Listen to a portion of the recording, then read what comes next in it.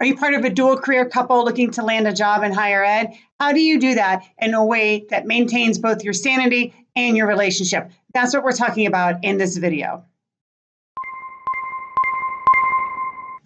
Hi, everybody. I'm Leigh from teachingacademia.com, and I'm all about giving you the tools you need to navigate academia to make your best impact. Today, we're going to be talking with Doctors Katie Macalusa and Michael Macalusa to hear about how they navigated the job search in higher ed to land them both a successful positions at Notre Dame University. You're going to hear how they set relationship goals for themselves, what they did to mitigate stress, and how they were honest about what they wanted and what they didn't want in terms of a career and for their relationships. So let's go listen to what they have to say.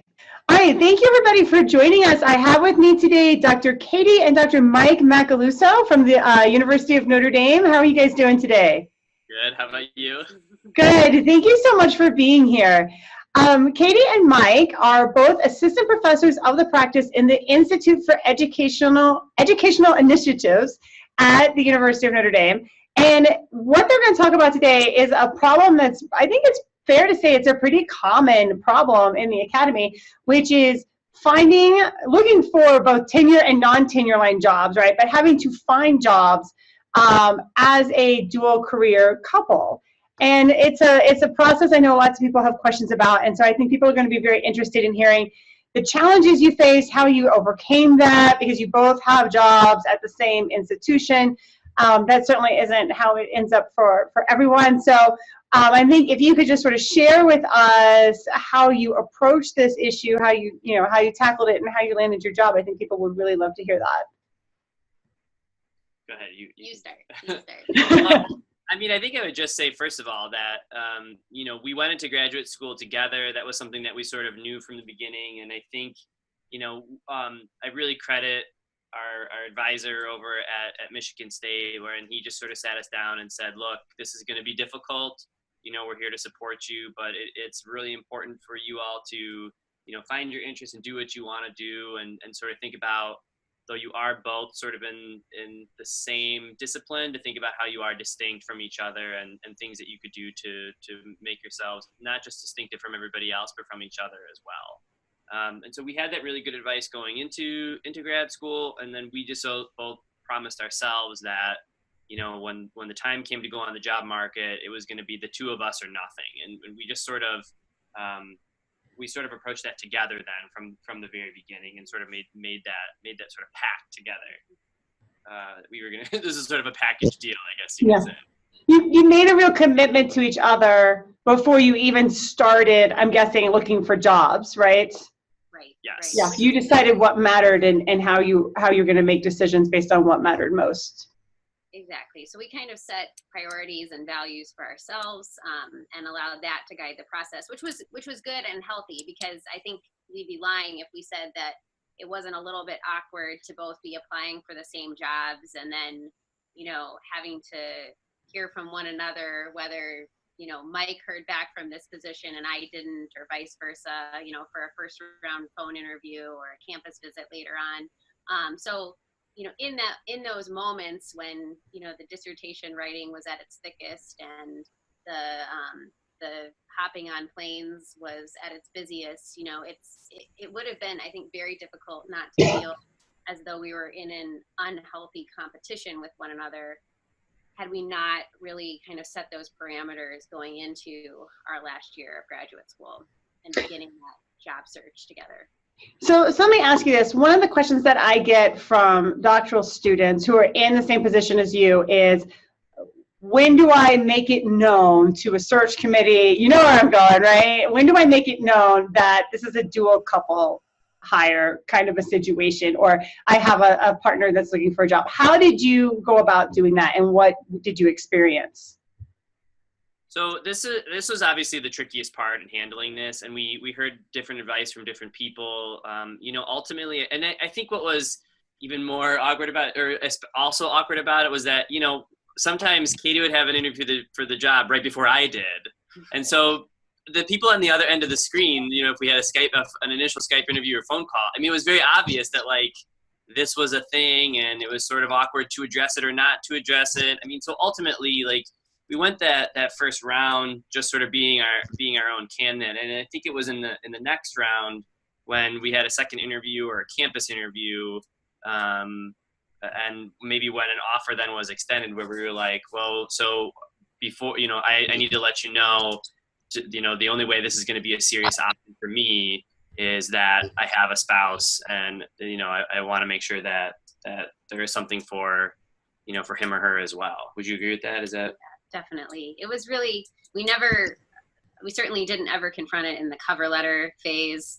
Sometimes it wouldn't come up in the phone interview, but I think when things became more face-to-face, and those face-to-face encounters either via Zoom or on-campus interviews, like, really bring out the person in people, whether it's yourself or the people that you're interviewing with.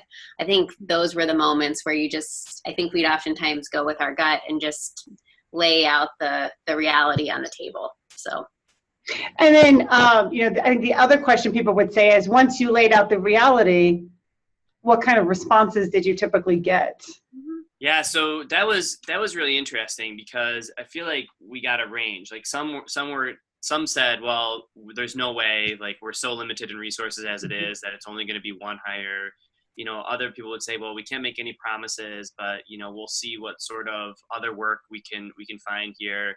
I got asked at an on-site interview, just, who's the first priority here, you or your wife, in terms of, who's gonna make that first move or that first choice. So, I mean, it was sort of, the responses ran the gamut of just sort of what that next step was going to be. Mm-hmm. Would you agree with that too? I do. I would agree. And I will say, I don't have any regrets about being honest at that stage in the game where it felt like the right time to lay out our cards on the table, because I think that really did kind of forge more personal bonds with the people with whom we were interviewing. And when we see those people at conferences now or are collaborating on projects across the country, I just feel like that only served to deepen our relationships with those other scholars in the field. So now you're at Notre Dame. How did you make the decision to go? I have a two-part question. How did you make that decision to go to Notre Dame? And then are those both, did they have two positions, or was one of those positions a spousal hire position? I'll let you tackle this one. I feel that you're more articulate than I am, so I'll let you talk about this. Well, part of it is always timing, right? At the point at which Notre Dame was offered to us, we could see several options on the table. And again, I think we went back to that very initial conversation about the values and that we're going to decide our decision-making process, or determine our decision-making process. And looking at all the options on the table, this just happened to be the position that would allow both of us equally the kind of academic freedom and space and support to do the kind of work that we wanted to do, number one. And number two, it just so happened that it was in a space that really was very mission oriented, with a mission that really aligned with a lot of our values and priorities. And so it just kind of felt like this is where we should go next. I would just add to that I think it also really, we saw how this setup could allow each of us to thrive in our own ways. And I think one of the ways that the setup here, because it's an institute, we're not tenure track, but we still are promotional. But what's negotiable is like how we prioritize our priorities, or our responsibilities. Like our research, our teaching, and our service. So whereas maybe at a tenure track institution, research might be number one, we can make a case here to say, I actually want my service to be number one, and then research, and then teaching, or whatever, sort of however we want to imagine it. And I think both of us saw possibilities for both of us to be able to thrive with that sort of flexible model. So there was a freedom and flexibility that was hard to come by in the other scenarios where one of us had a tenure track position and the other one of us was, teaching 5 sections of a freshman composition class. Like, we weren't going to get that equally distributed freedom and flexibility. Right.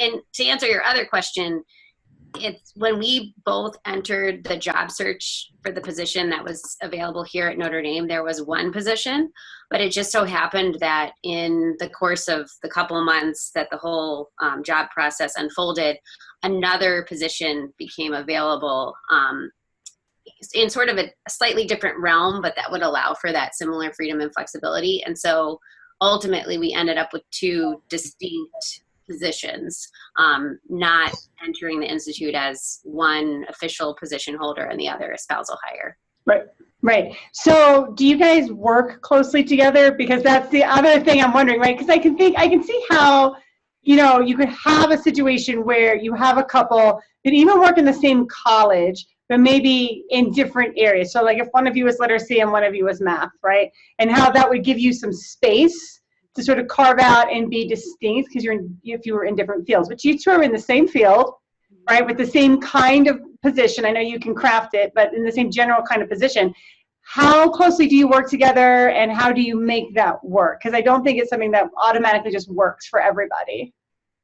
So I'll just say right away, yeah, it didn't work right away. I mean, but I only say this in the sense that, when we started collaborating in grad school together, we quickly sort of learned how each of us works differently and how we sort of approach things differently.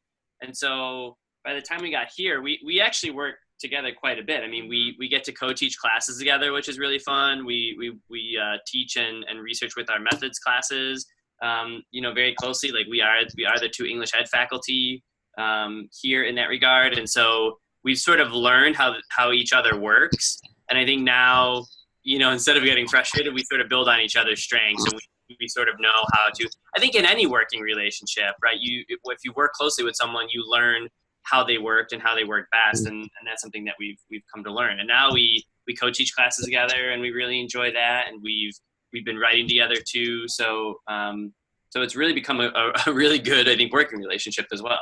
Yeah. If anything, I'd say that I think in graduate school, we made a very concerted effort to distinguish ourselves from one another.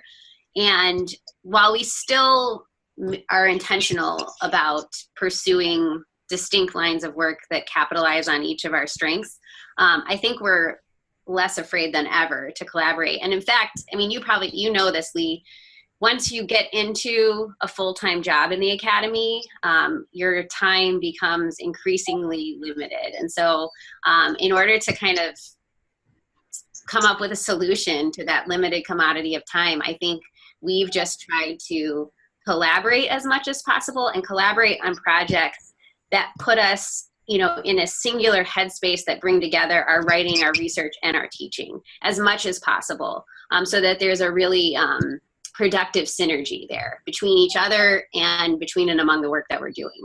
Yeah, it sounds like you have been very thoughtful about this since graduate school.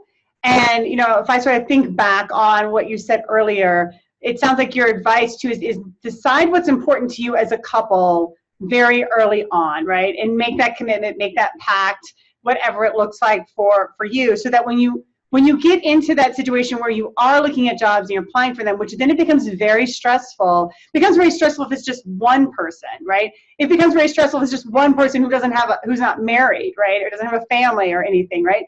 So it's super stressful when there's in your situation. But I think if you have this pact and you understand what's important to you before you get to that situation, then you really, your relationship most likely isn't going to suffer. Your relationship's going to be able to survive and thrive beyond that.